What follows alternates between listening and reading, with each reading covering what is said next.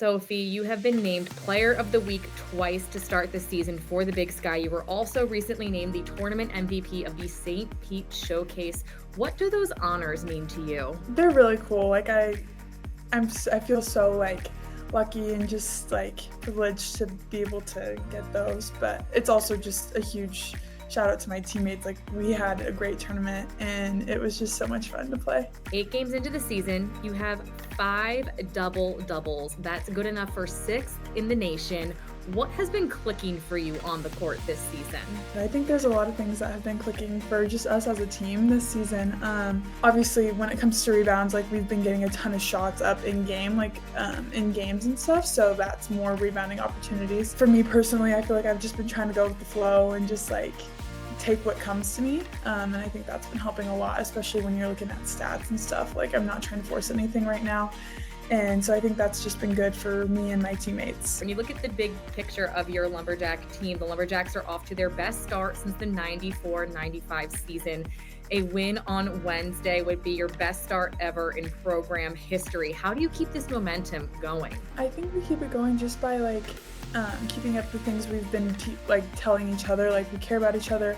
We've been trying to play together as much as possible, which I think has been a huge part of why we've been so successful. We're so, I think, well-rounded. We've been really dialing in on defense just as hard as we have on offense, and I think that makes us a more well-rounded team. And then also something that we've been preaching a lot is doing the hard things. I think coach has been saying to us a lot, good teams do the hard things. And I think we've really been taking that to heart by making sure to get a box out every time, do those little hard things that just are the separators in some of those close games that we've been in recently. I spoke with you and Coach Payne in the preseason, and I asked about being the preseason #1 in the Big Sky. And you both were kind of we haven't played yet, so we really haven't proven ourselves. Now that you're 8 games in, 7-1, how are you feeling about the preseason polls and if you've proven yourself a little bit now? Yeah, I would say there's definitely a start to that. I mean, it's still one of those things where it's until we play those conference games, I don't want to get ahead of ourselves, but I think we're just trying to go out and do what we know we're capable of as a team. And so I'm excited to see how that's all going to reflect as soon as we start playing conference, whether it's with the preseason player of the year and then just preseason first. And I'm just excited to see how that manifests as the year goes on. I think it's going to be really fun, and it's been really fun so far.